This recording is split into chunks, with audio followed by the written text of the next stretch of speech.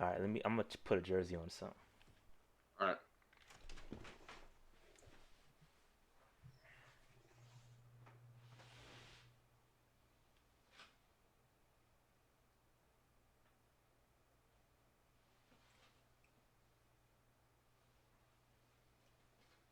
Boom, boom, boom, boom, boom, boom, boom. Oh, I can hear myself. Huh? I can hear like I was just talking and I can hear myself.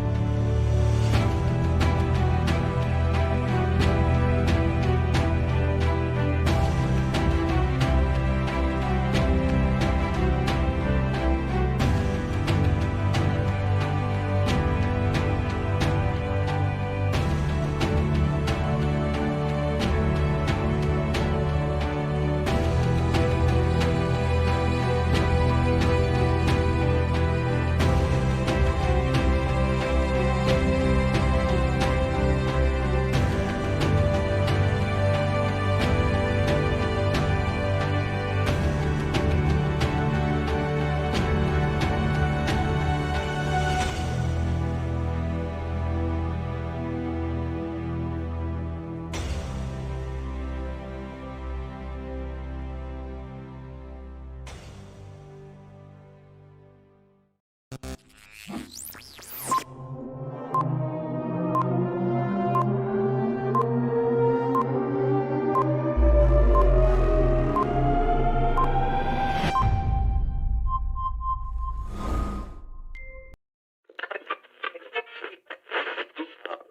are now tuned into the Panther Nation podcast. Delone fires to an open Smith. Steve Smith is going to go all the way. No flags down. Smith scores, and the Carolina Panthers win in overtime. Seal into the front. He's intercepted by Kuechly. Kuechly inside the 20 to the 10 and to the end zone for another Panthers.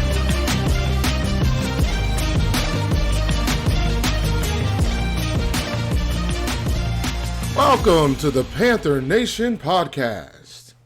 And here are your hosts, Rashad and David. Hi, y'all like that? Y'all like that? That little new look. Got rid of the old track. A little new vibrations. What's popping with the people? Let me turn myself up. Hold on, Dave. I think I'm a little low.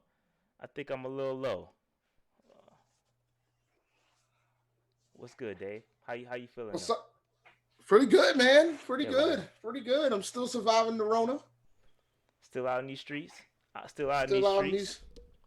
know what I'm saying? I just read an article. They're about to open your adjacent state, man. Yeah. They're about to open South Carolina tomorrow. South Cac looking like it's about to open back up, but guess who won't be there?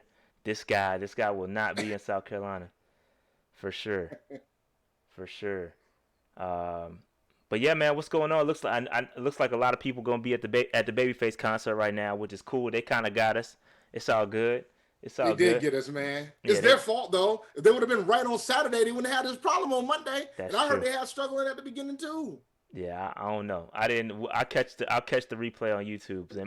I'm expecting most of y'all to catch the replay of this show too once it gets cracking. But Dave, what's going on, brother? What's going on, my G? It's going, man. How you feeling? It's draft week. It's draft week. We got some special guests tonight. We do have some special guests. They will be joining in about 13 minutes. We have the four-man rush, a couple guys from the four-man rush joining us. But yeah, man, should be good times. We're gonna go over the draft, a little bit of draft prep. But yeah, man, how's it going? How's it going though? Pretty good, man. The family's maintaining right now. You know what I'm saying? We surviving. We're surviving and advancing at this point. That's where we're at this point. That's where we're at. Yeah, what man. about you, man? I'm good. So, real quick, I got an update. I haven't updated Dave on a couple things. So, Dave, I don't know if you heard about the little scuffle I got us in last week. I saw a little bit. I saw portions of the scuffle, man. Yeah, man. And what I've learned is that he's got an interesting portion of the fan base, man. Yeah, no, he does. I mean, it is what it is. You know what I'm saying? Like I said what I said. I stand by what I said. Definitely not backing down just because you got a couple people coming at me. I don't care. And also just to I had some people show me love in the DMs. So shout out to y'all that's still riding with your boy. But it is what it is. Your boy had something to say. He did a little diss track, Dave. A little diss track. He did a diss track? No, not a track, but he put a video out. Just on us? Kind without saying the names. He sneak dissed us, Dave. He ain't say no names. So I commented. I said, like I said, I put everything in the comments. So if you want to go back and look at that video, I said what I said, and I stand by everything I said. Here comes the money. Shout out to Here we Jay. go. Money talk. But yeah. Man. Listen, I understand. In trying times like this, I can completely respect if you out here watching this Teddy Riley and Babyface with your missus. I can't be mad at that right now. Absolutely. But it's still on them for dropping this ball on Saturday. I'm out here trying to live stream, watch this joint, looking forward to it. And Teddy Riley out here trying to do this 5-piece band with the DJ and backup dancer, and it didn't work out. I snuck in there for a minute before the show started the song. That Teddy learned his lesson. It was just him. Cool. It was just him, and it was Babyface. Cool. And that was it. All right. I hope. No. I'm cool. I'm cool. Panthers guy FSU. I'm cool with your boy. It's I have no beef. No. Again, I'm not gonna get up here and beef with nobody. First of all, I know what real beef is, and I'm not. We not. I'm too old for that. Okay. But at the end of the day, we have mutual viewership. Okay. He got way more followers than us, and I said that he got a lot of followers. He does things a little bit different, which is cool. I never got up here and said, oh, the way you do things is bad. What I said was you need to be careful where you get your information and stop spreading fake news, which is what he's done on a couple occasions. That's all I said. He came at us and said, he's out here saving lives and doing all this other stuff, and that's cool. That's cool, bro. But keep it real with your people. Don't sell yourself out for clickbait. And that's what I said on the joint. And I stand by what I said. It's cool. I have no beef with your boy. At the end of the day, it's cool. No beef. I don't got no beef. But I call him out. We adults, man. Yeah, it's just crazy to me where we live in an era where it's cool to spread fake news and people just like are cool with it. That baffles me. Like I get it because Anyway, I digress. But I get it. If people out here cool with fake news, not me. If it's entertainment, it's entertainment. It's entertainment. It's entertainment, but you can't mislead the fan base. Is what I'm saying. Because we got the same viewership. We got people up here coming telling us, hey, you hear what this dude said? Yeah, I heard what he said, but it's not true. None of what he said is accurate. If it's crazy, I'm gonna call it out. But it is what it is. It is what it is. So I'm looking at this message about Pat. I haven't heard anything about Pat. No, I don't know what's good with Pat. I haven't listened to Pat. And again, I'm cool with everybody, bro. Like I said. Yeah. Shout out to Pat. I hope everything's well with him. I'm cool with Pat. I've had Pat on the show. We've had Shelatron on the show. We've had the 4-man rush on the show. C3 is cool. Everybody's cool. I don't got no beef. I don't got no beef with nobody. But at the end of the day, I will continue to call out fake news if it comes across. I don't watch the show. You know what I'm saying? I don't watch that. It's not my thing. I don't want to be entertained by that. I want the real news and I want to break it down. You know what I'm saying? So it is what it is. But there's a lot of people that want to see that, and that's okay. That's y'all lane. But it is what it is. It's cool. At the end of the day, it's no beef. But you can't spread fake news to people. That's all I'm saying. And then portray it as true when you know it's false. That's what I'm saying. That's all I'm saying. Anyway, at the end of the day, this is why I don't. Do you see why I don't listen to too many other podcasts? Yeah, I watch Pat. I'm cool with Pat. I'll watch Shelatron occasionally. Yeah, I'll watch 4-man rush. Those guys too. Yeah, you know what I'm saying. Like, but I don't have enough time in the day. Even now, like I don't have enough time in the day. And again, man, I'm never gonna get up here and tear down like that dude puts out a lot of him and Shelatron are in the same lane essentially. They put out a lot of the same stuff. They react like as soon as news drops, boom, they got a video coming out within the next 15 minutes. That's not us. We not doing that. Like, I ain't got enough time to do that. You know what I'm saying? That's why we set Mondays aside. We get on the show for an hour and a half, 2 hours, and just react to everything. You know what I'm saying? That's our lane. You know what I'm saying? That's what it is. So that's what our purpose is. We different from that. We can't react that quickly because we don't have time to put out stuff like that. So it is what it is. We put out one show every week, and if it's some breaking news, we'll get out there and try to react. But them dudes put out like so much content, you're gonna have a lot of viewers when you're putting out that much content. That's the nature of what people want to see nowadays.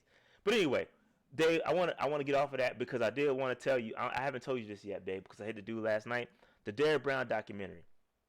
So we were supposed. It didn't happen, Dave. It didn't happen. Oh. It did not happen. So I was approached by a production company that wanted to use some of my audio from the film session videos that I do to be featured in a Derrick Brown documentary. We had agreed on pricing, and I think it debuted. It's supposed to debut today. We had agreed on pricing, but I guess they made some sweeping changes that happened last night. Ended up removing the audio that they wanted to purchase from me.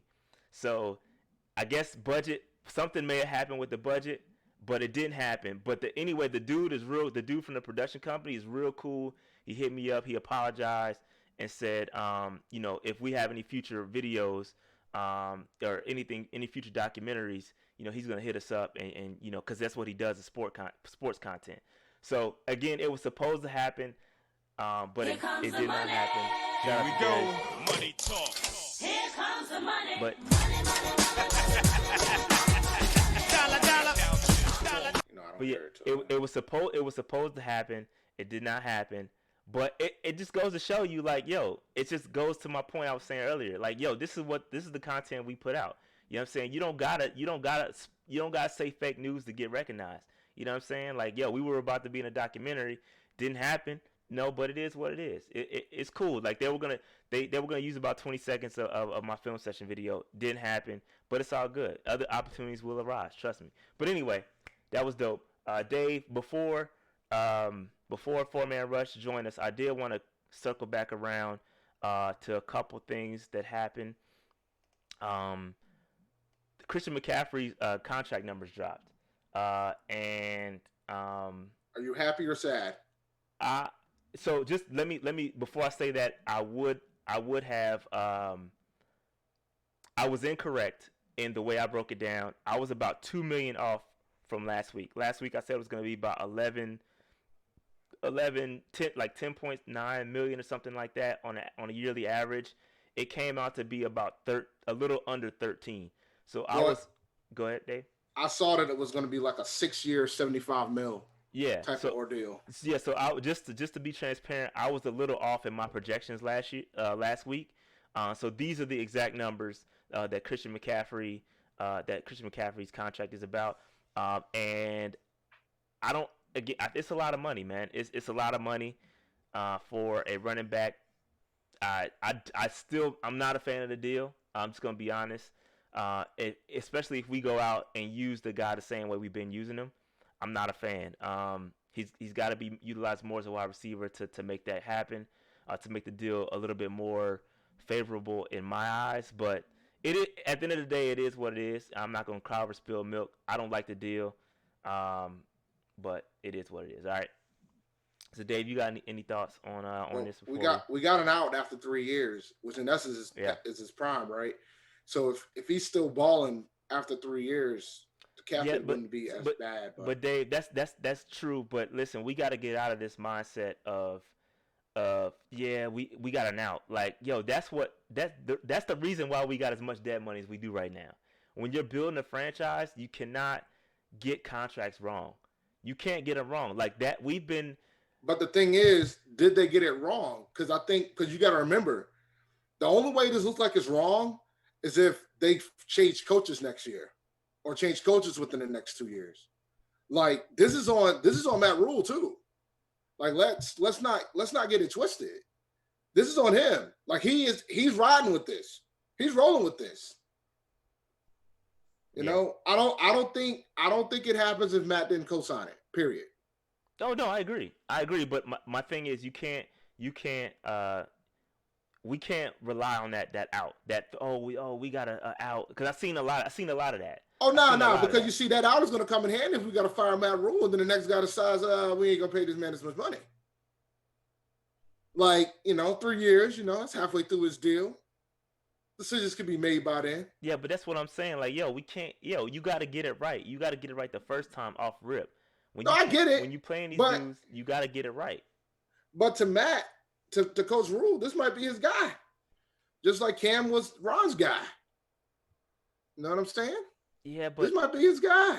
Cam is a quarterback, Dave. Christian McCaffrey's a running back. That don't make no sense. No, it can make sense. It don't make. You gonna say Teddy is guy? We're gonna roll with that. Rolling with that. Coming into the draft this week. Teddy got a 2-year deal. Nah, he's not. 3-year deal. No, he got 2 years. Teddy got 2 years. Yeah, it's 2 years. It was 3. Nah, it's 2. Teddy got a 2-year deal. Oh, okay.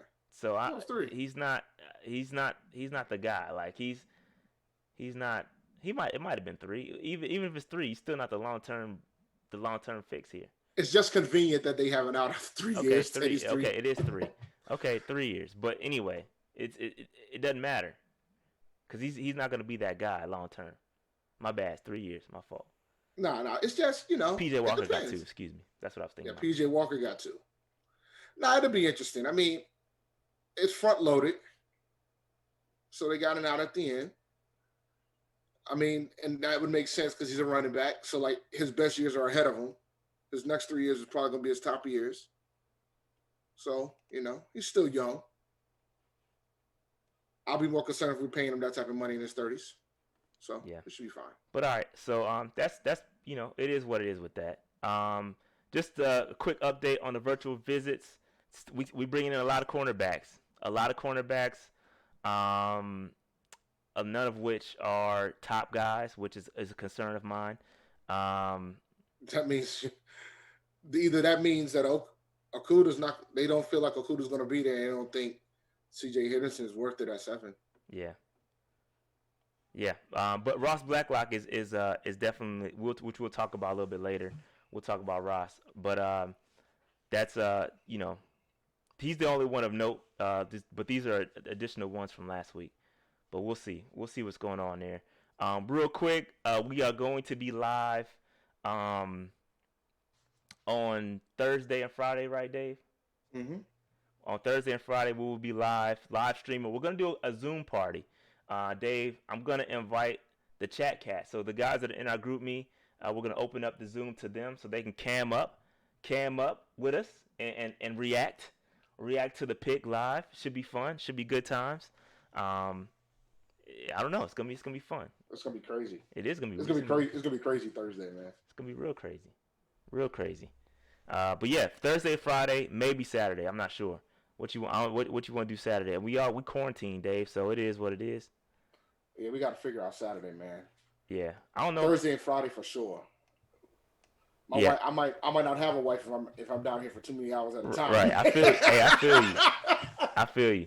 So the Zoom is gonna be. So if you're in the group me, the link will probably be in the description box at some point when this video is uploaded. It might be there now, but I'm gonna post a link in the group me. You can get in there and react with your boys. React. All right. So I got my man's. Hold on. Let me see. Shout out to Devin, man. Yeah. But all right. So I think it's showtime. It's showtime. Do we got your boys from the 4-man rush on the joint? It is Will right here. Kev should be on in a couple of minutes. Will, what's up, brother? How's it going, my G? What's up, man? How y'all doing? Man, we good. Man. We hanging in there, bro. Man, I appreciate y'all. Talk to y'all again. Absolutely, man. Appreciate you coming on. It's always good times linking up with good content creators. So we appreciate your content. Keep dropping that heat. And because I had to bring y'all in for the draft prep. I know you guys doing a lot. I know you've done a video with the offense, with Joe Brady's offense. It broke that down. What we was getting with Teddy. Now, have y'all had a chance to look at the defense yet? Yeah, I'm doing that now. I think Phil Snow kind of a bit of a mystery because you watch what he did at Baylor. You're in the Big 12. What are you defending? 5 wide receivers, spread offense, things like that. So what he was doing, he ran a 3-3-5, rushing 3, dropping 8. I think Baylor led the country in 3-man pressure, but he's not going to do that in the league, right? Because that's more used to defend those college offenses. So I kind of trying to go back to Temple to see if you'll see something more, kind of give me that idea of more what he'll do at this level. So with that, because I went back and watched the Temple game, I saw some of the same three man fronts. I mean, is that accurate? I just watched two sample sizes, but I didn't. I'm trying to get a feel of what he's doing too, and I just can't see how he's gonna do anything different. He obviously, like you say, he can't do what he did in college. The thing is, he's gonna go 4-3, right? They're not gonna go 3-4. That's what they said. They're saying he's gonna be. Go ahead. He's gonna be multiple. When Yeah. I saw Temple, I see him go three-man fronts on third down, particularly. He'll 4-man fronts on run down. And I mean, he said it. He said it's gonna be multiple, and you'll see a little bit of both. I think Matt Rule said something interesting now, like in the NFC South, you're gonna see 3 wide receivers. Most of the time, you're not gonna see 12 and 11 personnel. So you're gonna be in your nickel and sub packages probably 80-90% of the time. So we're probably just gonna see a lot of 4-2-5 with the nickel player. Yeah. So You know, do you want to, at that nickel position, do you want a guy like, you know, Simmons that can come in and kind of like a 3 safety package? He can give you that run support better than a nickel corner, give you better pass coverage than a typical will linebacker. So that's kind of, I think the draft will kind of maybe show his hand and see what he wants to do. But Phil Snow, the mystery to me, though. That's what I'm trying to. Yeah, I feel you. Trying to figure out. I feel you, man. We all been trying to figure that joint Yo, out, like, bro. but the thing is too, with the draft coming up this week, and I've been saying it for weeks now, it's going to be a defense-heavy draft. Yeah. So we might not know what the hell Phil Snow's going to do until after this draft. Because like I know right. a lot of the chat cats are like, yo, we got to get a wide receiver early in the middle or the early rounds, and I'm like, yo, we might get one super late, but I think we're going to be super defense-heavy. So real quick. And go ahead. Is Kevin on? You good? I was gonna say like Yeah, that's like, Kev. I'm if fine. he wants to play cover one like you did at Temple, I mean, you're not gonna do cover one with the corners we got now. But do you want to reach for like a C.J. Henderson at 7? And if you know they take C.J. at 7, that'll dictate you. They want to play a lot of man coverage. You just didn't think that he was gonna be there if they traded back. So I think what they do at 7 will kind of show a lot. Yeah. Yep. Kev, what's good? So we got Kevin in the building now. What's good, Kev? Hey, what's up? Sorry I'm late. My shift ends at 9, and I had a call at 8:59, so I was running late. So. No worries, brother. No worries at all. Man. It's all good, man. So real quick, while you guys probably won't be able to see this, but I have a heat map essentially of our defense, and it kind of identifies the gaps. Like right now, we got Dante Jackson on the outside, and I've got temporarily Cole Luke there on the outside, and I've got them based on colors. Like so, Trey Boston is a dark green, Kewan Short's a dark green, Brian Burns is a little bit lighter, and then we've got on the inside we've got Zach Kerr, and we got Stephen Weatherly. They're a little yellow. So the heat. What I'm trying to do with the heat map is trying to identify the gaps in our defense. So and I think you said this a little bit earlier. And I want to know, and I apologize. I didn't give you guys this question in advance. But I want to know, you hinted to it a little bit. I want to know where, because I really think if Simmons is there at 7, that's the pick. Do you have to take him? And my question is, what do you do with him at that point? Right. Well, let's stay with the topic of Simmons because I think I'm leaning towards Derrick Brown, but we'll get to that later. Yes. But with Simmons, I think he's a safety. I think a lot of folks got a misconception that he's Luke Kuechly's replacement. I don't see Luke Kuechly when I see him play. I see more like Derwin James. Right. I think you'll have Whitehead and Shaq still as your starting linebackers, and Simmons kind of like your big nickel. So it'll be like at that big nickel, he's kind of like a hybrid safety and hybrid linebacker, which fits his skill set perfectly. Do you trust him out in coverage against the slot receiver? That might be an issue. I mean, I would think he'd cover tight ends and backs pretty well, but I wouldn't leave him on an island with like Calvin Ridley. I think you still have to go sub-package in that case, maybe roll him back to safety or something like that. So, I mean, it'll be interesting. I think you kind of saw it with Shaq to a lesser degree. He doesn't have the athleticism as Simmons, but he played that big nickel. Right. I think Simmons has the athleticism to kind of actually get away with that. So you can stay in a 4-3/big nickel package with Trey Boston, the new guy we got, Burris, and Simmons as kind of your 3 safeties and work with it that way. And I think that's kind of the role I kind of envision him in. Yeah, so I think the concern with Simmons, and a lot of people are putting it in the chat right now, the concern with Simmons is not Simmons' ability, right? It's more so, do we trust Phil Snow to utilize him properly? Because if you look at it, the Panthers have the perfect opportunity because Simmons is difficult when you have a system already in place. Like you've got a long-running system. It's difficult to grab a Simmons and then try to put Simmons and force him into a singular role, right? Or put him at a linebacker or put him at a safety. The Panthers are in a situation where we're starting from scratch. So you could essentially build around Simmons, but I don't know. I don't know what Phil Snow's going to do because listen, Simmons is a great player. The only downside with Simmons is that is he good enough? He plays so many positions, right? He does so much, but it's like he hasn't He's not a refined. master yet. Exactly, he has not refined the skill set at each of those. Like you said, like Will said, you don't trust him to necessarily line up in the slot, right? Because he doesn't have the fluidity to do that just yet. He might develop that, but I don't know if he's going to get there. So that's what makes me a little hesitant about Simmons. Listen, I love him. I think he would be great. I just don't trust Phil Snow enough. And the thing is, this is the sexy pick too. Like, this is the flash and flare pick. Derrick Brown is like, I think if he's there, he's probably going to be the guy.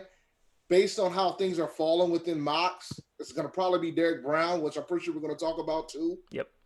But from the standpoint of him, he's the sexy pick, and he's the wild card, just like you got on the post shot. Like, because we could put him anywhere, and we could build the defense around him. It's all depending on what Phil Snow wants to do, which is still a mystery.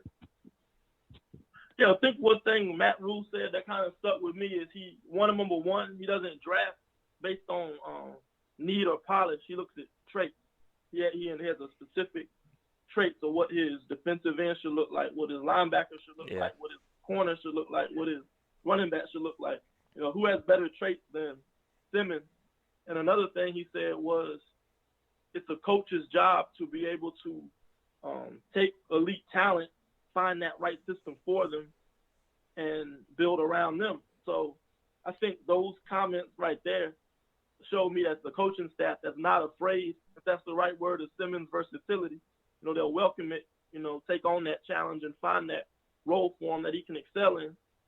But I think at the same time, you know, is he, like, you look at other outside linebackers or safeties that went that high, I mean, he's not as good as the safety as Jamal Adams. He's not as good as a backer as Devin White.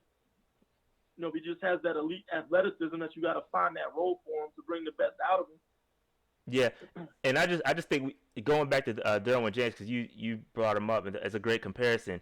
He's taller, heavier, faster than Derwin James, and we all killed the Bucks. We destroyed the Bucks for passing on Derwin James. Killed them. So I don't. Can we then like, you know, is the pot calling kettle black if we pass on Simmons? I'm I'm asking the question. I don't know. But yeah, I just wanted to get y'all thoughts on Simmons. Kev, you got any thoughts on Simmons? Yeah, I mean, as far as me with Simmons, you know, your concerns about Phil Snow. If you look at Phil Snow's background of how he's came up since the late 70s, he's a defensive back coach that grew into a defensive coordinator. So he, in his resume, everywhere he went, his secondary units were either top 5 or top 10 overall. So just based off his experiences, looking at his background, I mean, with his first job back in 1976, you know, as a defensive back coach at Berkeley High School, to moving up to Boise State, to University of California, Arizona State. I mean, his units, particularly secondary, were always strong. So if we were to get our hands on a Simmons and, you know, have him rotating around in our secondary, I think Phil Snow would actually be the right guy to be able to utilize that. Interesting. You know, particularly with his athletic traits, as Will was stating just a moment ago, what Matt Rule has stated that he's looking for. Simmons hits all the checks, you know, on that as far as his abilities. But I definitely don't. I see him as as can play either safety spot and like the big nickel role as far as like being able to check tight ends and running backs. Again, I can't see, Falcons do like they did Luke Kuechly, put Julio Jones on the inside slot on a 5 wide and have him covering 40 yards deep. Now, Simmons probably is a little bit athletic, but it's probably more athletic than a Luke Kuechly, but how many times do you want to run that gamble? You know what I'm saying? So I think that if Simmons did fall to us, Snow would be able to, put together schemes and play designs that would feature his strengths and hide his weaknesses. Because one of the weaknesses I do see with Simmons is his ability to shed blocks. Yeah, that's true. It's pretty much super fast, but man, you get a hat on a hat, and he's that athleticism just gets written out of the picture. Yeah, now, it didn't happen often. That was in college, but we got some all-pro linemen that'll be licking their chops because as a rookie he'll be a target because he's came in with so much height, and someone that played lineman, we look forward to playing against guys like that. Oh, he's fast and quick. All right, let me put these 300 balls on him, see what he can do. Yeah, now that's interesting. That did show on tape. If you watch Simmons' film, he does kind of get chewed up in the especially between tackles. But when it comes to straight line, man, or spying a QB, man, or defending somebody out in space, I mean, he eliminates the mismatch. You want to talk about like having Kamara out there in space? Like he would eliminate that. Like he runs a faster 40 than Kamara. So it's just interesting, man. It's just very interesting on the possibilities that could be with Simmons. I just don't know that I would trust. I believe you. I trust what you're saying with Phil Snow. I got to see it to believe it, to see him used properly. Yeah, that's just me. Yeah, one thing about I think the advantage of this staff is Simmons is what separates him is the freak athleticism. But across the college game, there's a lot of positionless ball players. I don't think he's that special at the college level in that regard. So I think having a college coaching staff, they're not going to be as afraid of a guy like Simmons as maybe the traditional pro coach that has it stuck in his way. So I kind of think it could be an advantage having a college staff that's used to that type of player that you see across the country right now. That makes sense. All right, I didn't want to make this too long about Simmons, but any more thoughts, anybody, on Isaiah Simmons before we move on? We might have to stick to the defense because I don't want to keep y'all on the phone too long. But we'll see. We'll just play it by ear and go from there. So any more thoughts on Isaiah Simmons before we move on? I'm good on Simmons, man. Nah, pretty much.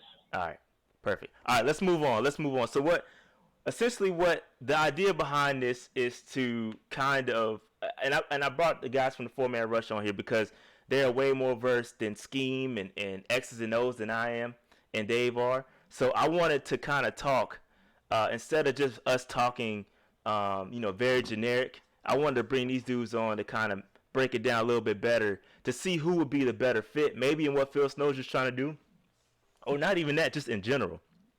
So there's a lot of discussion going on with these two cats. First, we're going to start off with Derrick Brown and Javon Kinlaw. So Dave has been, I think, clamoring for Derrick Brown. I think. Am I correct in that? I think he's going to be the pick if he's there. I think he's the pick based on how the drafts fall. I think he's going to be the guy. So if we stay at 7. So a lot of people are talking Derrick Brown. How would he fit? What? Or I'm saying how Brown or Kinlaw? Which one? Compare the two. What's your thoughts? And who's the better? Who's the better pick? I think Brown will fit in any scheme. I mean, he can play like Brown to me is the third best player in this draft. I think that's tough. Chase Young, Joe Burrow, and Derrick Brown's right there, number 3. I think that highly of him. Sheesh. I mean, we watched this guy play, just how dominant he was against. I mean, LSU game, that was crazy how he was manhandling. He was offensive linemen that are going to be get their names called all throughout this weekend coming up. I mean, Alabama game. I mean, he was. They say he was held in check, but I mean, he was still effective drawing double teams and freeing up teammates. But the last series, the way he just took over and won that game for him, he almost single-handedly won that Florida Gators game. Plays he was able to make. I just think he just was so dominant on that interior. And I don't even think we've even touched the tip of the iceberg and what he can be able to do. Right. I think he was just so powerful and was able to win with bull rushes that he doesn't need to dip into his toolbox to do these other things. I mean, he showed glimpses of being able to use his hands. I mean, working with Kawan Short, he's probably got the best hand technique out of any. I'd go toe-to-toe with any defensive tackle in the league. I mean, that's a good guy to work next to and learn from. I think his foot quickness on tape shows way better than what his cone time was. And I just think the cone times across the league were kind of low. I mean, Jerry Jeudy had a bad cone time, and you can't convince me that he has poor agility.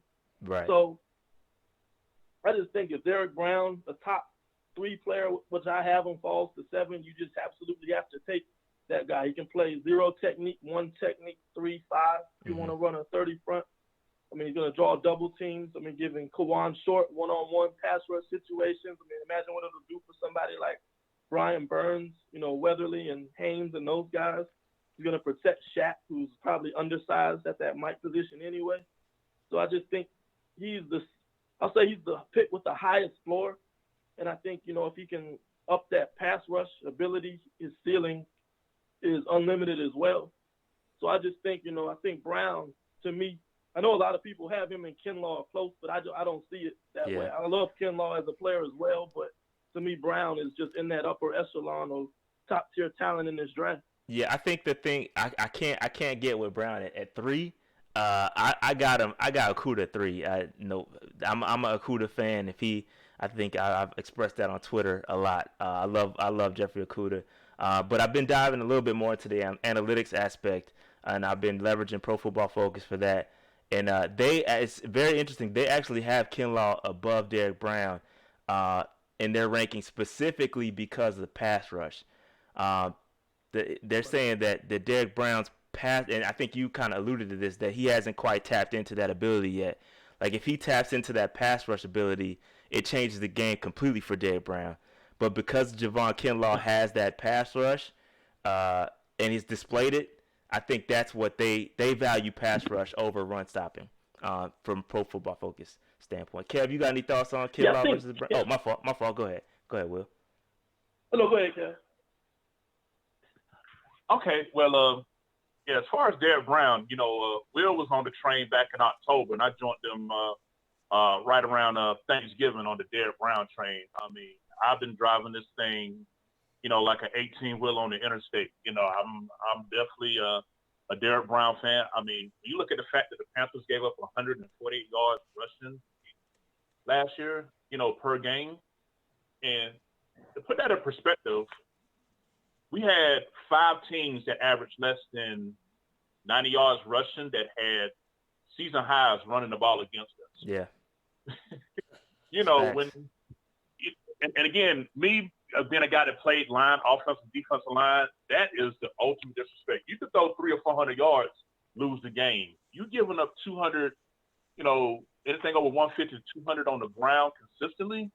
I mean, that's just straight up abuse. That's basically saying, I'm going to run the ball off the right guard and ain't a damn thing you can do to stop it. and it pretty much was like that, for the Panthers. So, for me, I'm a guy that has always felt like that, the trenches set the tone for everything. I get that it's a pass-happy league, and you definitely, depend on your scheme, you got to have, the back 7 to support your front 4 or whatever front you use. But a guy like Derrick Brown really allows that torch to be passed from Kawan Short to him after Short is up, because you got to think about it. Short's coming off a torn shoulder. He's 31, and he's going to cost us $20 million. Yep. We possibly could get away from Short next year, but let's just say let's say he gets his win back after a year off and plays strong the next 2 years. Short's going to be 33. Yep. So very seriously that we would will retain him after that. So I just see someone like Derrick Brown, perfecting his craft, running from a Kawan Short, and get his moves, and then when we move on from Short, it's the Derrick Brown and company show. But as far as the difference between Derrick Brown and Ron Kinlaw, in my opinion, I see Derrick Brown as the elite run stopper with average pass rushing ability, and I see the opposite for Kinlaw. I see him with having elite pass rushing ability with average run stop. Yeah. Now, based on their abilities and their athleticism, and let me just be on the record and say, damn the 3-cone drill for offensive linemen, that has no effect. They wanted to tear Derrick Brown down about that, 3-cone drill. Well, how about watching how many times he beat 3 blockers to still make the play? You got 3 cones, he got a 3-blocker drill. How about watching it? So as far as those things are coachable. You get the right coach, and the flaws of both players are truly fixable. So I kind of look at it like this, and again, I'm not saying that these players are like it, but I kind of see it how, you got your Fletcher Cox in Philly, right? Yep. very strong, above average defensive tackle, but then you got your Aaron Donald, and that's how I see these two. You got Kinlaw, which I could consider, on a level like, Cox is, but then I could put Brown up there at that level as far as, like I say, ability, not performance, not the stats. Because remember, Aaron Donald was drafted 13 overall, so he wasn't considered a top 5 pick like Derrick Brown. And I want to make sure I put that out there, but I'm saying as far as like levels of defensive tackle play on the inside. But either one of these guys, you could play, 0 in the 30 front, right over the nose, shift them to the shade 1 technique, the 3 technique, the 5 technique, and the results do not change. Some players, they're not as productive if you're moving along the line, but with either one of these players, you're going to get results. So for me, give me Derrick Brown all day long if he's there at number 7. But yeah, these players definitely, the flaws that they have are definitely fixable, and I would be happy with either one if it came down to it. So, Will, did you want to follow up on what you were going to say about Derrick Brown? Are you good? Yeah, I was going to say about Kinlaw. The problem with him, I like him as a player, don't get me wrong, but you just watch the game, he just disappeared for stretches too often. Now, granted, he didn't have the help on the defense, maybe that contributed to it, but I just think that consistency, he just wasn't always, he came up high pad level at times, and you just didn't see him consistently dominate over and over again the way Derrick Brown was able to. I think the biggest thing, though, the reason I see a lot of people like Kinlaw over Brown is athletic traits, but the problem with that is he didn't test. So you can't really put an athletic profile on him to really confirm that. So I just think Brown's more of a top 10 type player, where I think Kinlaw is more that 10 to 15 range. Yeah, Kinlaw bodied the Senior Bowl, whatever bowl that was, and he packed his lunch and said, "Nah, I'm good," and he capitalized off of him because nobody was talking about dude before that, and now he's all of a sudden top 15. Yeah. So I don't blame him one bit for taking that approach. But all right, so that's gonna wrap it up for Derrick Brown. I'm still. Man, it's tough. It's tough. This is probably the pick, bro. I know. I agree. I do agree that if Brown is there, I think it's the safest. It's super safe to take Derrick Brown at 7. I think he'll be there, and I think it's really safe to take Brown. It's pretty much a can't miss. You know why? Pick. You know why we're taking Brown? We couldn't stop the run to save our life last year. Yeah, but at the same time, we were second in sacks though, right? We completely sold out for pass rush. Yeah, but it didn't matter because anybody can run on us. You know how much money I made picking the running back in DraftKings that we were going up against? That's Do you understand? So do you think though do you think that was a matter of running the 3-4? I know we were multiple. Do you think that was a matter of more of a three-man front than because I don't know. I don't know what the deal is behind the rushing. What was the deal behind the rushing totals? I think a couple things happened. One, Kawan Short, the best player on second best player on our defense, got injured in week 3. You can't just replace Kawan Short with any old body. So I think that was number one. Then Dontari Poe. Yeah, that's right. Yeah, his contract wasn't great, but he did defend the run better than what we had. He goes down. He's playing through injuries. Gerald McCoy, he's a pass rusher. He's not going to take on double teams and do that dirty work. So I just think you ended up, because of injuries, you had 4 guys on the line that wanted to get to the passer. They didn't want to do that dirty work and take on double teams and try to, create, free up his teammates to help them be able to fill their gaps. And then it compounds because now Luke Kuechly can't trust the tackles to do their jobs and control their gaps. So he's in a position where he has to guess plays. So now teams are using this misdirection to take Luke out of the play, get him sniffing one way. And I think that's what San Francisco did. They said, let's change our terminology and use all of this motions and shifts and just confuse Luke and take him out of the play. And all these running lanes were just opening up. So I just think all of that compound. And then on the back end, the safeties I just think couldn't prevent those 8-yard runs from becoming 25-yard runs, taking poor angles and not making tackles. He just had errors on all 3 levels that just made it, a mess. Yeah, no, that's. Yeah, Go ahead, Kev. Oh, just something I want to throw in real quick. I heard you guys when I was waiting to get in was talking about, this whole thing, was it 30 front, 40 front? You got to realize the 30 front that's used today, it's still a one gap responsibility per se. Now, the traditional 30 front, you have your zero technique, right over, squared up helmet to helmet with the center. Mm-hmm. And then you have what is called like your full eye technique, where you're head up on the guard. And the job is to, occupy blockers and, let your, linebackers, penetrate. But nowadays, the different 30 fronts, they're shifting. You got the, what they call the 33 look. And Will did a great video breakdown on this heading until last season about, the 3-4 and the different, techniques that's lined up. And what it's the fact that the players are not doing the responsibilities for the front, because we had 4-3 guys trying to run 3-4 philosophies, and then we just got all blowed up and exposed. That's pretty much what it came down to. We didn't have the bodies.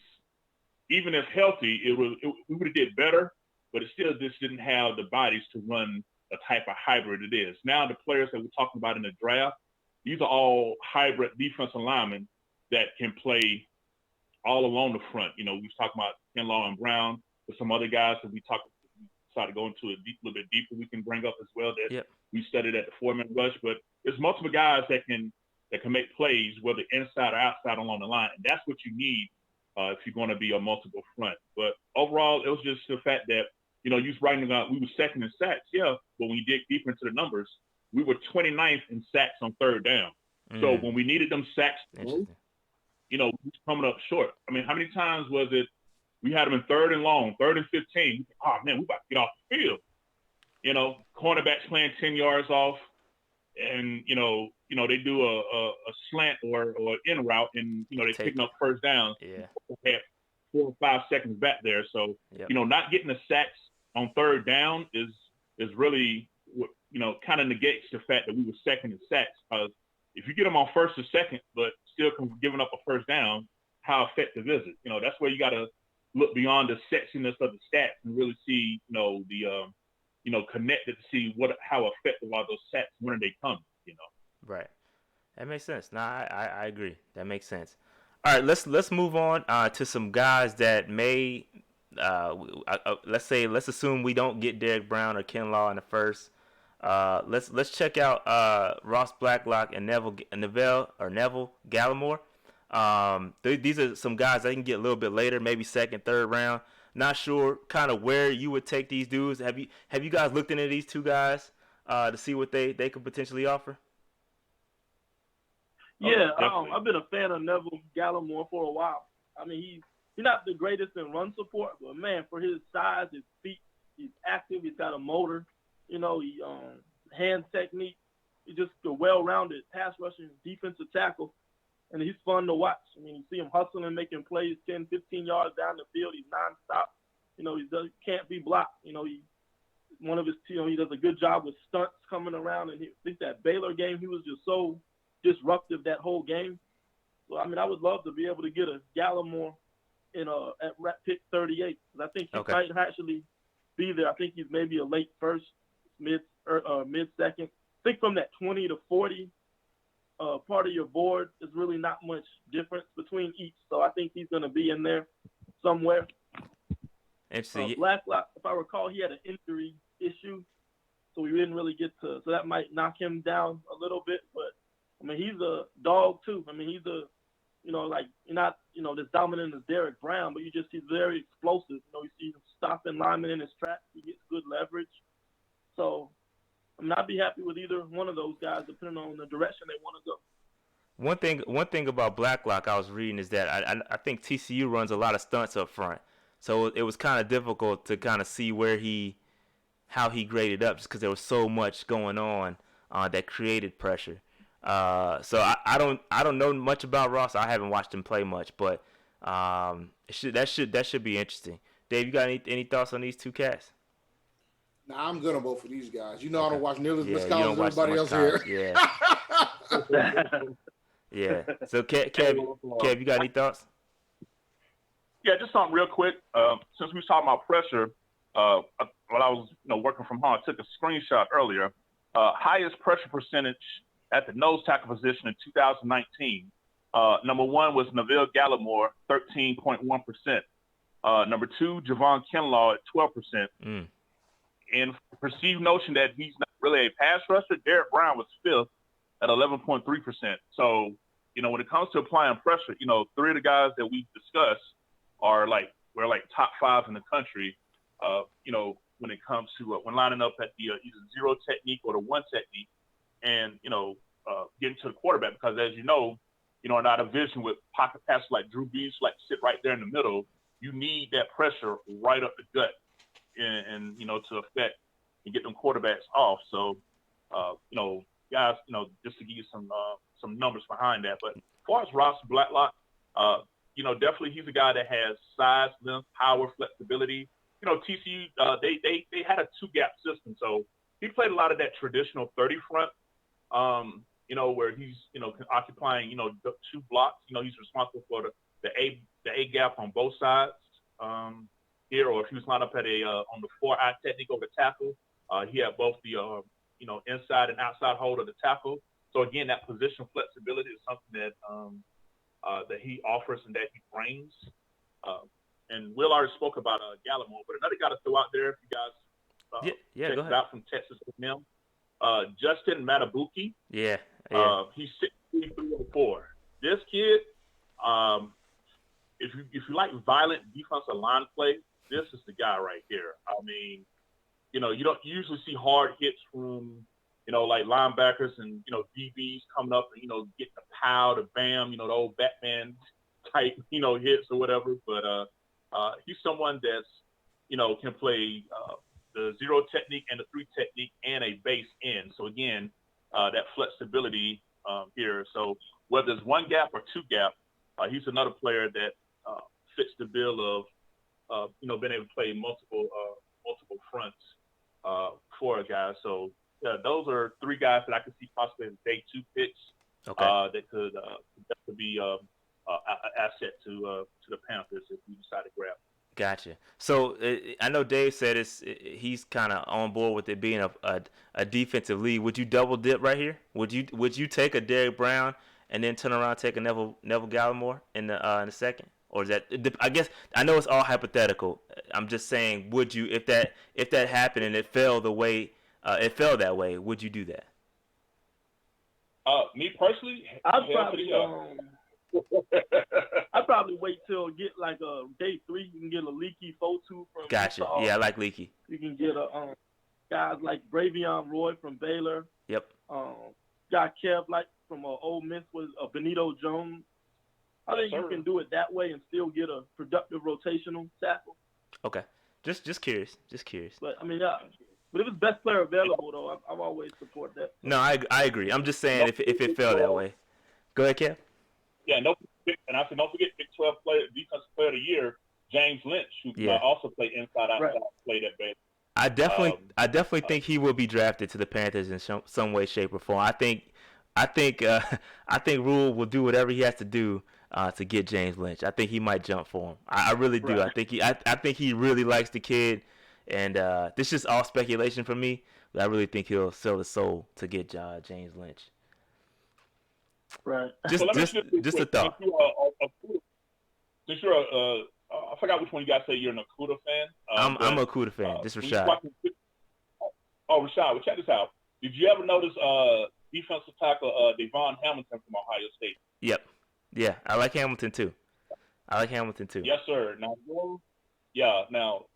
they went to a lot of what Ohio State did a lot of what they do in the NFL, the NASCAR packages where they had all their defensive ends in. But when they went big body, when he was allowed to put in work, this kid put in some serious work. Double teams did not neutralize his effectiveness. He plays with low pads. He definitely got a high IQ.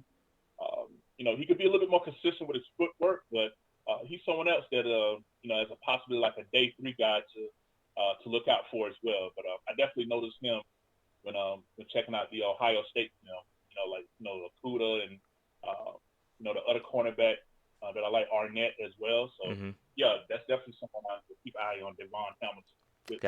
Gotcha. All right. So let's move on to Wait, the. Oh, wait, go ahead. Go ahead, Dave. wait. You got the breaking news ticker rocking? Nah, what happened? It's official, man. Panthers headquarters is moving to Rock Hill, South Carolina. Oh yeah, I They heard. voted 4-3. Oh, wow. Yes, sir. So it's official. Shout out to Rock Hill. They about to South Carolina about to open up anyway, so they can move. Yeah, in they are. They open they up can move. They can tomorrow. move in tomorrow if they wanted to. Oh, for real? Legit. And I used to drive right past the exit. Are you guys familiar with the Rock Hill area at all? By chance? A little bit. Dave, I'm from Columbia, so. Okay, yeah. Well, on 77, exit 82 is Cherry Road, and exit 79 is Dave Lyle Boulevard. Yep. They're gonna build an exit right in between those two. It's like that wooded area, like if you're heading north from Columbia to Charlotte. Mm-hmm. Once you pass Dave Lyle Boulevard off to your left, it's going to be all that land over there is going to be developed. So it's either going to be like exit 80 or 81. That's what it's going to be. So all of that's going to be the complex. I'm excited. I think it's a great location and everything. Nice. Well, that's good. Shout out to the headquarters, man. All right, let's move on to the to some linebackers here. We got Patrick Queen, Kenneth Murray. Just in case we miss out on Isaiah Simmons, these are a couple guys that I think you got to go. Maybe I don't know if either one of these guys is gonna make it out of the first, but might be there when we go around in 38. But what's your thoughts on Patrick Queen and Kenneth Murray? They're two outstanding athletes for the linebacker position. I mean, Murray, I think, gives you more in run support. He's got great sideline speed, great effort player. I know Rule praised him after the Baylor-Oklahoma game. So, I mean, I'd love to I think he's going to be a late 20s probably. So I don't know if he'll be there at 38, right. But definitely if he's there, I wouldn't mind taking him. And Patrick Queen, I just think he showed out during that second half of the season. I mean, he was one of my standout players in the bowl games, the playoff game, and in the national championship. Just another guy with great athletic traits, solid in coverage. I think LSU defense just overall had a lot of talent, but I'll be happy with both of them. To be honest, at 38, especially with the need to add more depth at that position.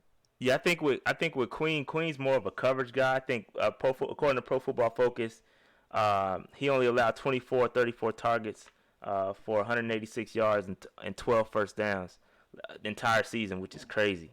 And then Murray is more, like you said, more of a run stopper. I think the thing with Murray, I think he's more, I guess, more in the mold of a Luke. Not calling him Luke because people get carried away when you start making comparisons.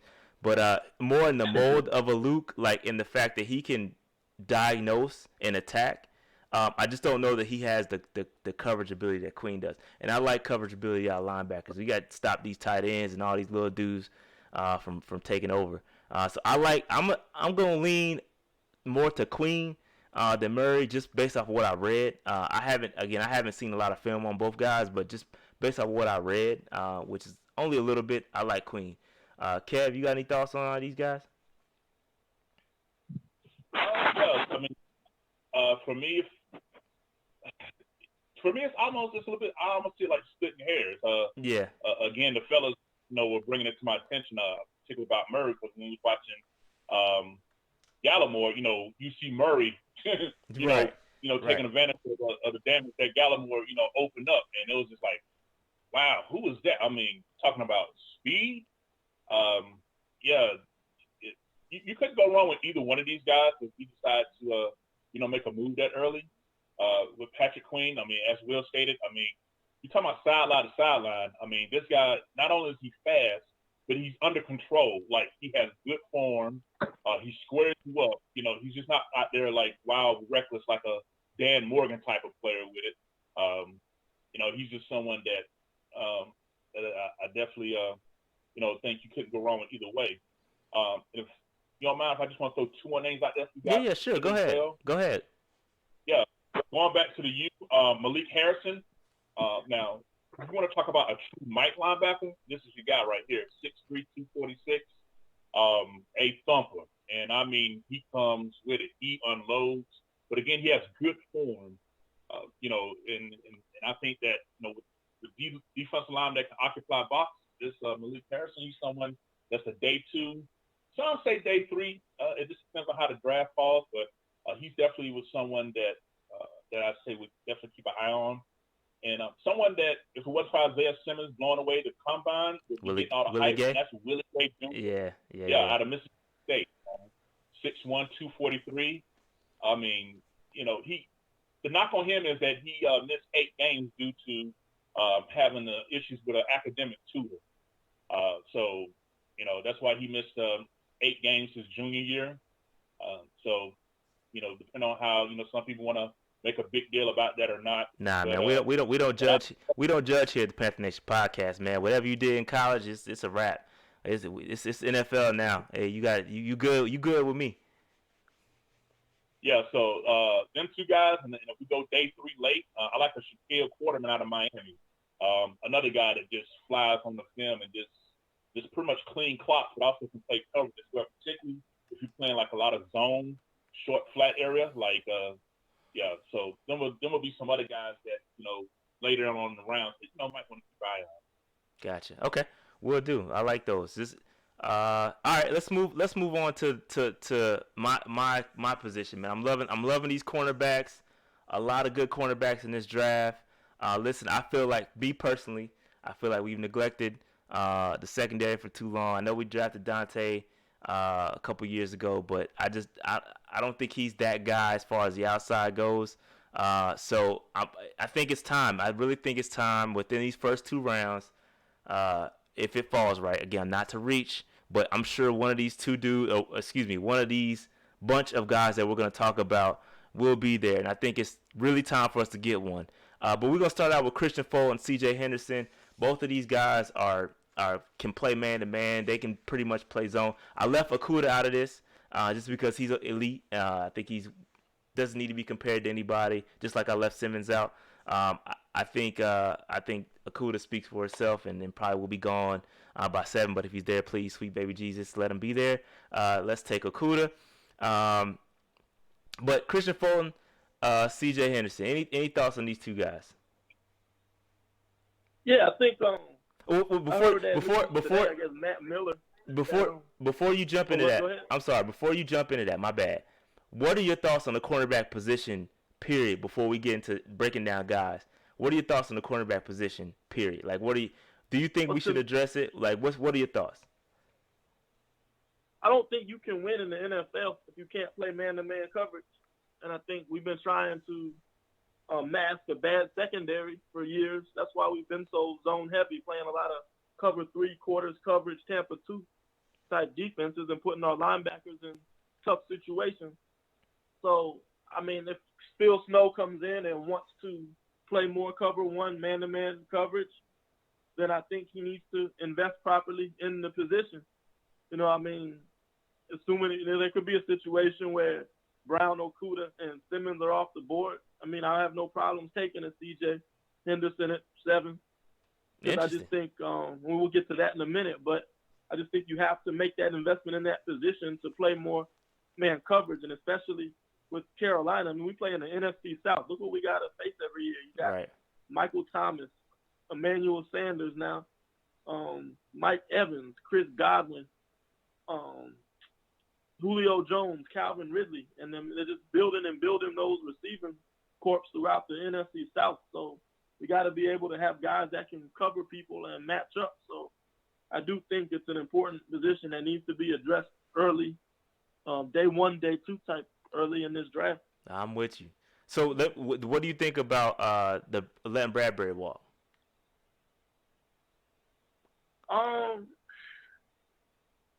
They complained about his contract, $15 million, but then you saw Byron Jones go into another deal at $18 million. So was it as bad as it seemed?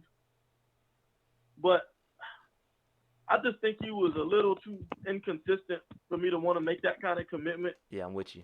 To him. I mean, he's solid in coverage, but I mean, he did well in spots in man coverage, but the Panthers are a zone team.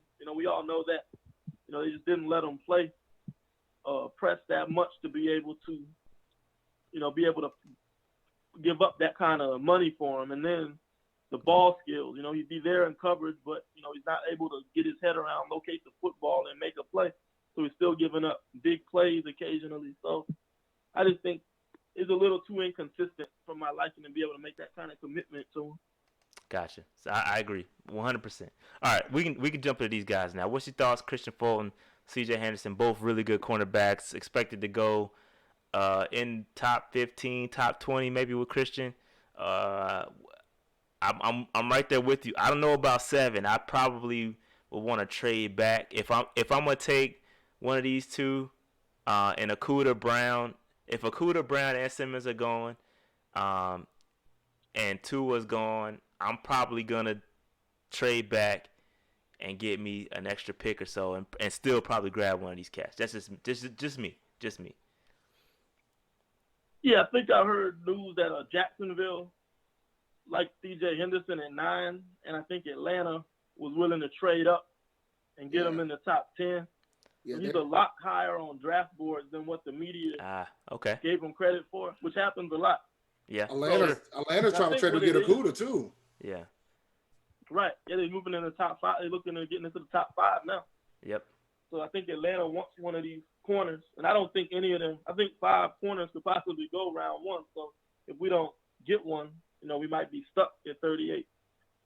So I can see Arnett, Okudah, CJ, Fulton, and possibly Diggs or one of those guys being gone by the time we make our second round pick. Yeah. So, you know, kind of gambling if you don't get one early. But as far as CJ, you know, you get back to what Matt Rule says. I look at traits, not necessarily polished with these guys coming out. And he has exactly that. I mean, he's 6'1". You know, he's got great length. You know, an elite athletic profile, ran a sub 4.4. You know, he's fluid. You know, you watch those drills at the combine. He's just a guy that size, that fast, that agile, and that fluid in the way he moves. I just think he has a lot of upside as a man cover corner. Now, what I think separates him from Okudah, I think a couple times he lost track of the ball in the air and gave up a couple big plays. Not a lot, but it's just something you got to make note of. I mean, everybody's not perfect. He gave up 5. So I think that's the first thing. He gave up my fault. He gave up 5 catches that went for 40+ yards. Just to give you a number. One, I think he just got lost in the zone coverage, but the other 2, he just kind of lost track of the ball in the air and wasn't able to make a play on the ball.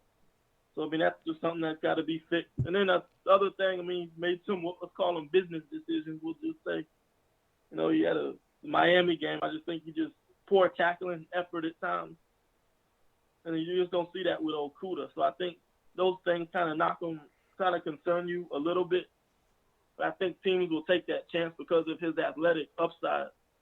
So I think he's cornerback 2 or CB2 in this draft. Mm-hmm. I agree. I see him as a top 12 pick probably. Christian Fulton I like as well. I mean, he plays a lot of man coverage at LSU. I thought he made some great plays actually in that cover 2, you know, sitting in the flat, baiting the quarterback, reading his eyes. You know, he's able to make some great plays doing that.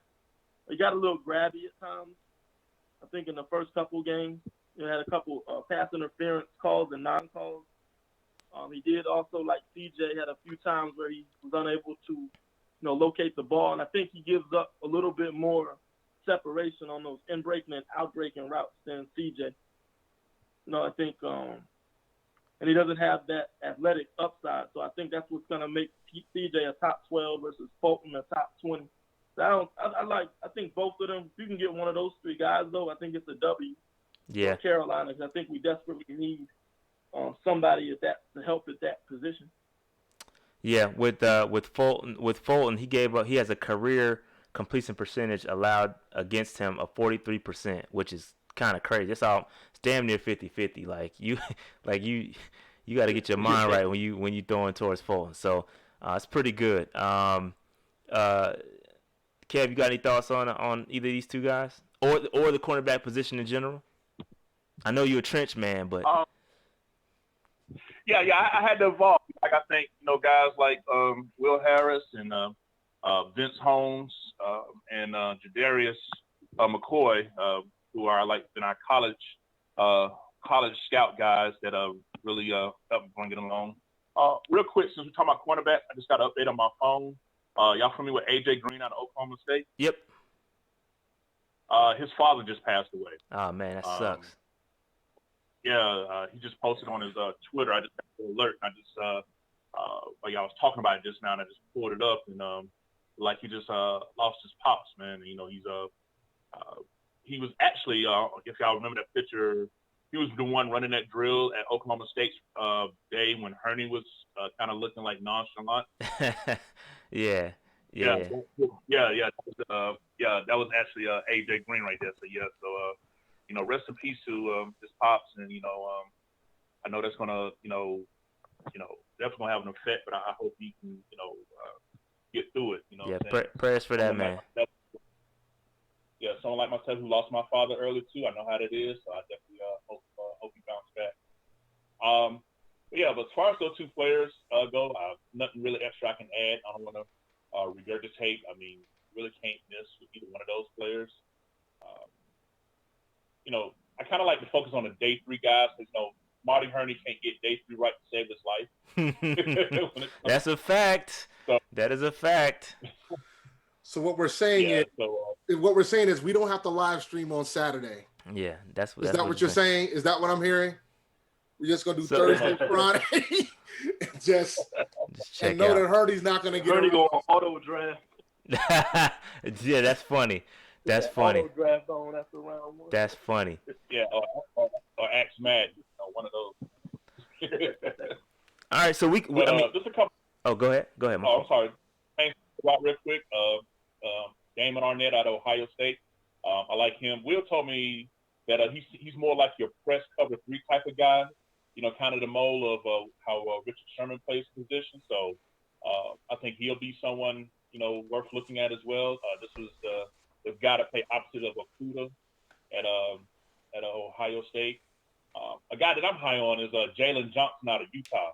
I don't know if he stepped out to any one of you guys. This is someone that I see.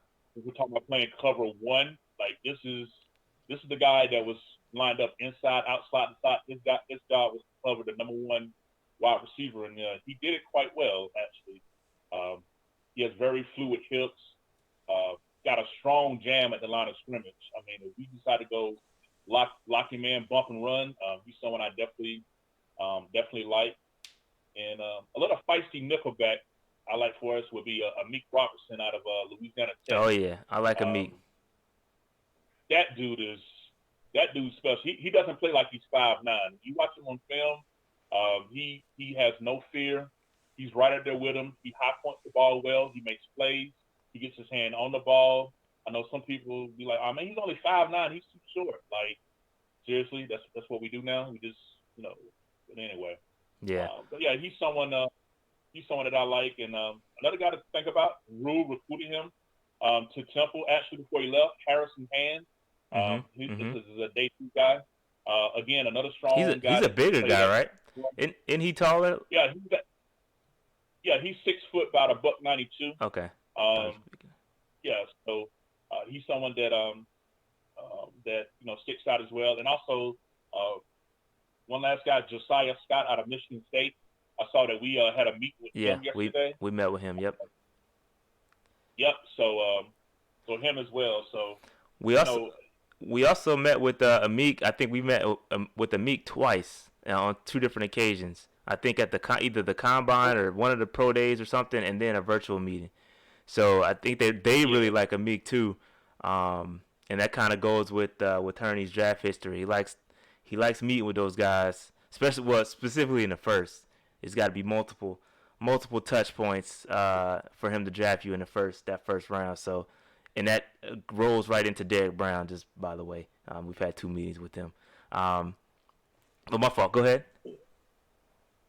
Yeah. So those are the guys I pretty much had. And real quickly, how do y'all feel about Dante Jackson being moved around versus just being an outside corner?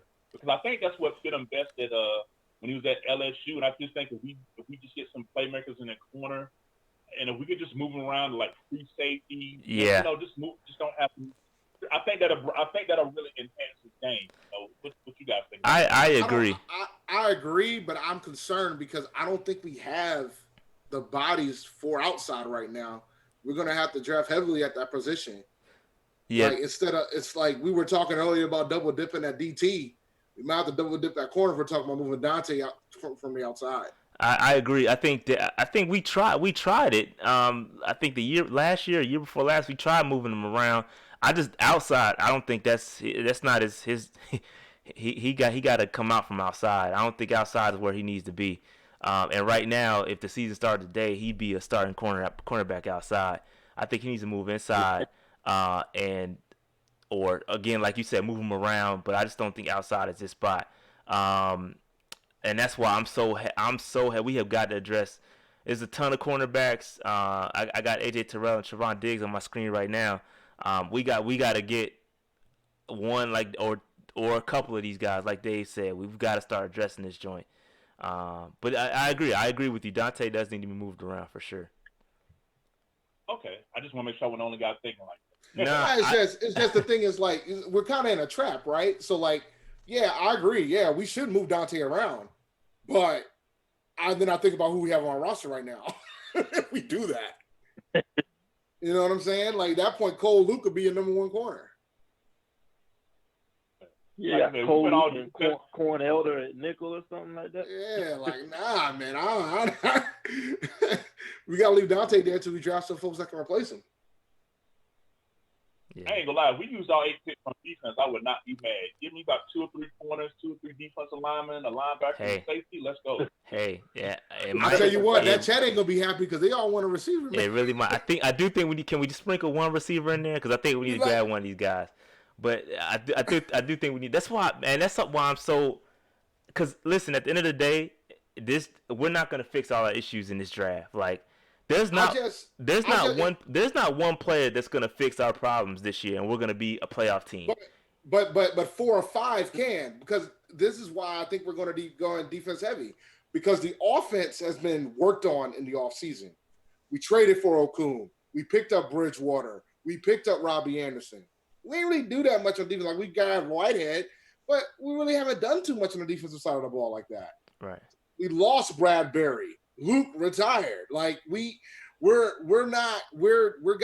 rebuild this defense. We're gonna have a new coaching staff, new defensive coordinator. But this is his time to shine. Dave, let me finish my thought though, real quick before I forget. But as I was saying that there's not one player that's gonna change this draft. So even if you take a Derrick Brown, you take even if you take a Nakuda, like, that one player is not gonna make us a playoff team. Like, we got so many holes.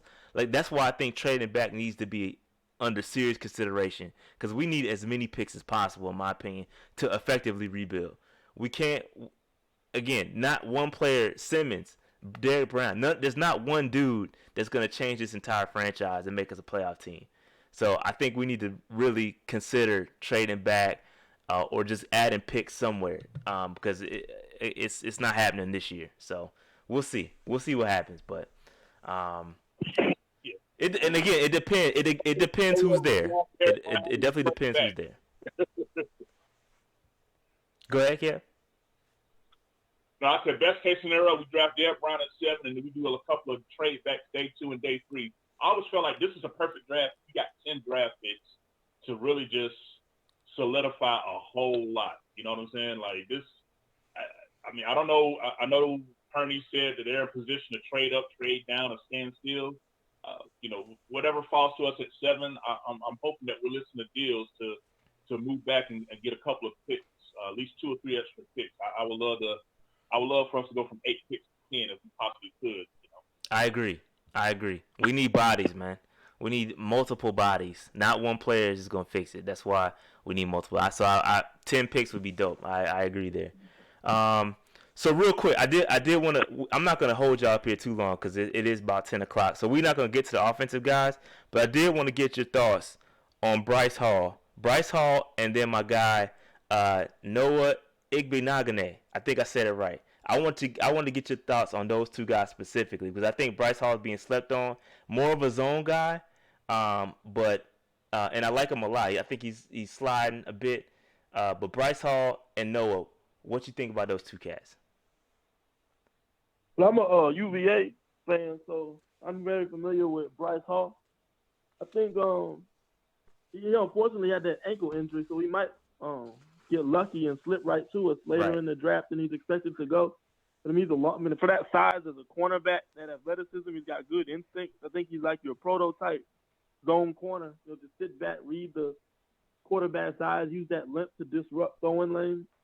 So, I mean, I think he's a possibility if you want to run that heavy zone scheme, and he can be that great cover 2, cover 3 corner that can contribute right away as well. So, yeah, I'm high on him as well. And for Auburn, I can't pronounce his name. Yo, I struggle too.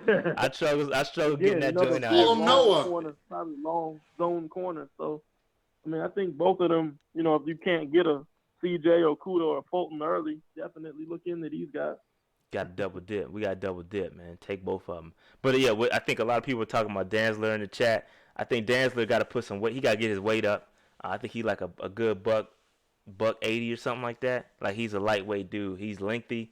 I think 6'2", buck 85 maybe. So we got to get his weight up. He'll get thrown. He'll get tossed around.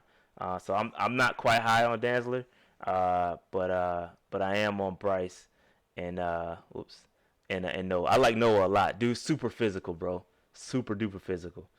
But Dave, any thoughts on these corners, man? I know you loving these corners, B. Listen, man. you're like, I know we're not going to get into offense like that because of the time restraints, but the bottom line is we're talking about what's going to happen on Thursday and Friday. Yeah. No, I agree. Like we're because I just think they focus so much on the offensive side of the ball in the offseason. It's like they're gonna I know people are like, we gotta draft offensive line and we gotta take a wide receiver. And I'm like, we still can't stop the run. And we still can't stop the pass right now. So real quick, I just take a real quick broad statement from you guys. What do you think about the top offensive line guys? Would you take any of those guys at 7 if they fell to you? Are you really, really high on one guy? What's your thoughts on the offensive line guy, the top offensive line guys, or the tackle specifically? I think Andrew Thomas has been my offensive tackle 1. I'm with you right there. Probably the season I feel started, you. and I never moved off of that. I feel you, brother. We right there. People. I think he's the most fundamentally, technically sound. I know it's funny because all the mock drafts and media try to bias your opinion one way. They're all saying, no, it's Becton and Wirth. Look at their athletic freaks and do this, and that. But then when the draft gets closer, now all of a sudden you're seeing, rumors are that Andrew Thomas is going to be the number 1 tackle taken. And I'm like, I never moved off of that. I mean, he's most fundamentally sound. He was productive. I think he only gave up, 1 sack, which really wasn't his fault. And if you look at the play, he did what he was supposed to do. He was Calavian and Chase on. He ran him off, but the quarterback didn't step up in the pocket. So, of course, the lineman takes the blame for that. But I think Andrew Thomas, I mean, I don't know what Matt Rule and company have in store, but, I mean, I think he could be a possibility there. I don't know. I think the interior O-line class isn't very strong this year. You're not going to have any guys go day 1. Well, day 2 or 3. I mean, you look at Matt Hennessy or Lloyd Cushenberry or Cesar Ruiz. Considering Matt Paradis gave up 43 quarterback pressures last year. Talk about it. Center is in need as well. This team just has a lot of holes in it. Yeah, I do like Cushenberry, former LSU guy, and then you got Matt Hennessy, former Temple guy, Matt Rule guy. So, gotta look at those connections. I think I said this a couple times. I do think that we'll get at least 2 players with the connection to our staff. So whether it's a Temple Baylor connect or whether it's going to be a LSU connect with Brady, I think they're going to, because the way the draft is set up and they didn't get to touch all the guys or call up pause. They didn't get a touch to get a chance to call and meet and go through the proper process. I think they're going to go safe in some scenarios, especially when it gets late, and just take what they know. Maybe not out off the rip with the first rounds, but when it gets later, I think they're gonna start relying on what they know, and take guys they're familiar with. Right.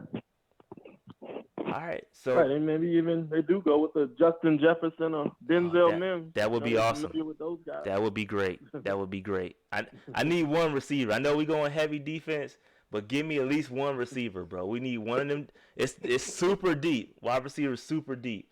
We need at least one of them cats. And if you can go, we're gonna mess around and draft 2 offensive players, and then the first 2 weeks of the season, you're gonna be screaming about the fact that we can't stop the run, we can't stop the pass, we can't stop a soul. Bro, I'm not. But gonna, hey, Dave, Teddy can sling it. Hey Dave, I ain't gonna be stressing about nothing, bro, because my expectations are super low for next year. I ain't gonna be stressing, bro. It is what it is. As far whatever happens next year happens, bro. I'm not about to get up here on this podcast and start screaming and complaining about stuff. It just is what it is at this point. So we pulled some upsets in the beginning. You'll come around. Yeah, we might get one or two. You'll come around. I mean, it just it's the NFL, man. It is, but it's the NFL. My expectations are super low. You just never know. You don't know. You never know. Look, the Miami Dolphins tried to tank last year. What happened? They were one of the best teams in the league to close the year. They won 5 of their last however many games and had one of the best records in the league through, I think, November and December. They tried to sabotage that coach. Winning 5 games. So you even tried to intentionally tank and it didn't work. They tried to sabotage the brother, man. They tried to sabotage Brian Flores at the beginning of that year. Yeah.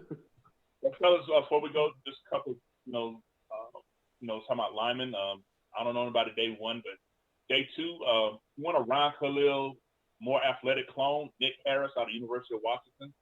He's a senior. He's a little light, per se, about 290, but you're talking about getting to the second level, high intelligence. He reminds me of a more athletic Ron Khalil. He's someone to keep an eye on. Day 2, possibly day 3, and then Will can tell you this. I brought the guys to attention of Detained Mutai out of Fresno State. Mm-hmm. Just a nasty, vicious mauler, spit on your mama, your grandmama, because she in front of me type of guy. He plays predominantly left side. He's a left guard, but can't play left tackle. He's someone that I got a bromance with him, man. I just like his play. I think he had like 52 pancake blocks this season. I mean, The guy just gets so woody off putting you in the dirt and like looking at you. He's just got that nastiness because we were like 28th in power run blocking effectiveness last year. So for all that McCaffrey did running the ball, it was more so his own elusiveness in our run blocking ability. So a guy like Ete Muti would definitely be an addition. Awesome. All right, guys. I think that's we're gonna wrap it up. Hey, what you guys doing for the draft? Like, are y'all doing any live streaming or anything like that? No, we didn't have any thing planned draft night. Maybe something after once we know who we got. Okay. All right. Well, just you got an open invitation if you guys want. I'm opening up our Zoom meeting to like a bunch of people inside our group chat.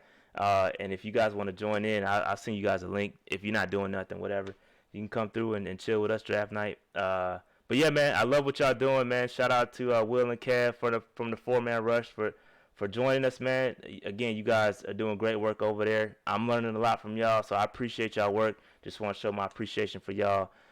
It's good stuff over there, man. Good times. I really appreciate y'all coming over too. All right, man. Thanks for having us. Yeah, anytime. Stay safe out there, gentlemen. Yep. All right, you too, man. All right, yeah. Hey, make sure y'all go over, subscribe to the 4-Man Rush. I'm gonna link their channel in our description box.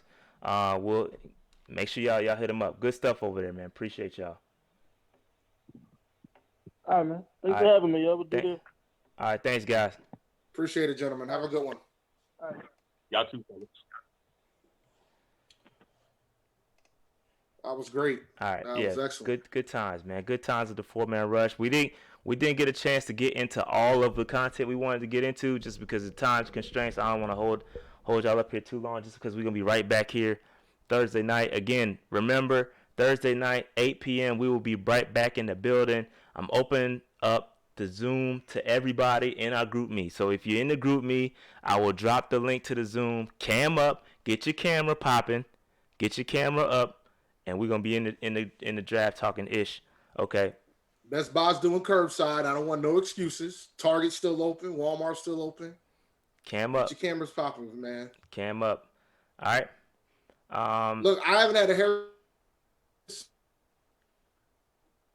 McGruff. Uh-oh, Dave, you breaking up. Say that again. You broke up. I said I ain't had a haircut in a month either, man. I'm in Scruff McGruff status right now.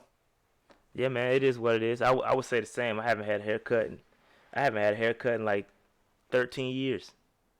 Ha ha ha ha ha. Ha ha. Just saying. Just saying. All right. So don't go out like Teddy. Did Teddy get what was the consensus? What happened? I heard that Teddy was winning it pretty good, but the technical difficulties is getting with him. And I guess Fonte got a funny nickname for Babyface. He called that man Shady Face because the shade that he's throwing at him, you have to eat song he had. The comments, yeah, Babyface comments was crazy. I don't know if it's slick dissing or if he's doing it intentionally or it's just his. Yo, man, Fonte was like, I like the explosions. Shady Face strikes again. Oh wow, that's crazy. I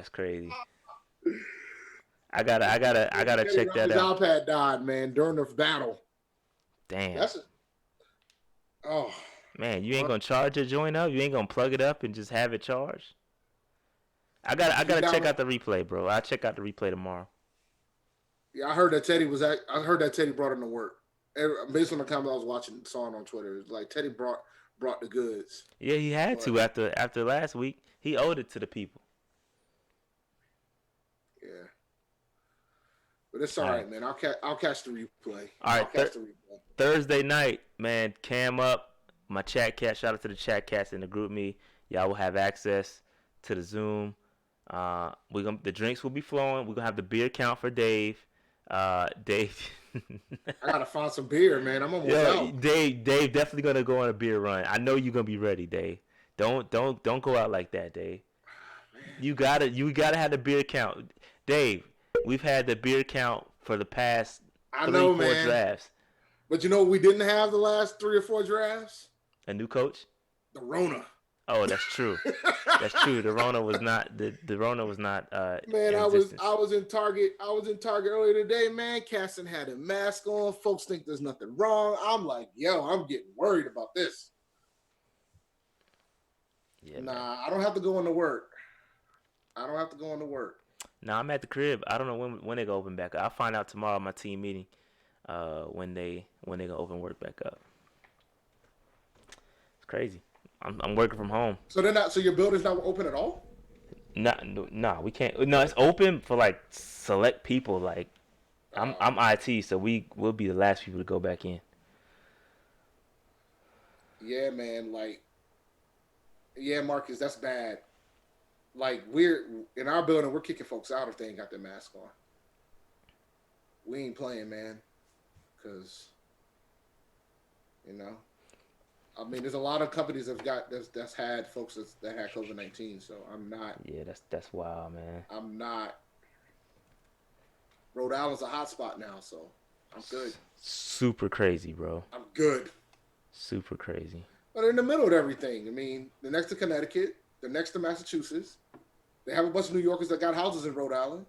Like, they're in the middle of the whole thing. I'm good. They went up in cases today, too. I'm good. Yeah, nah, F that, dog. They can keep that. I mean, if I got to come in, I'll go in, but... Yeah, there's talks that they're thinking about closing the grocery stores up here. Nah, you can't close the grocery stores, B. Well, just to make it curbside only. Like, because the people aren't going to listen. They're going to force their hand and they're going to pretty much say, all right, well, curbside only. So if you ain't good with the internet, man, you in trouble.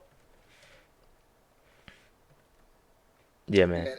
And, like in my city, they signed an executive order. Like, if you don't have a mask on when you go into public places, the stores can kick you out of the store. They can tell you got to leave.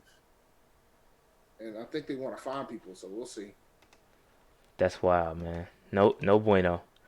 No bueno. All right. So Dave, we're gonna close this thing out. You got your thoughts out, man. Again, remember, 8 p.m. Thursday is draft week. We finally got some live sports to ingest and be grateful that we have. It's gonna be comedy, you know that, right? It is, man. But we gotta take it for what it is. Let me tell you something. These cats, yo, like we're about to find out how old the NFL truly is because these cats ain't about this Wi-Fi life. Nah. they're We'll see. not. Oh my goodness, it's gonna be hilarious to watch. It is gonna be bad. But all right, let's get up out of here, Dave. Let me run this outro. You won't be able to hear, Thank you for but listening to the Panther Nation podcast hosted by Rashad and David. If you enjoyed this episode, be sure to subscribe so you are notified when new episodes are posted.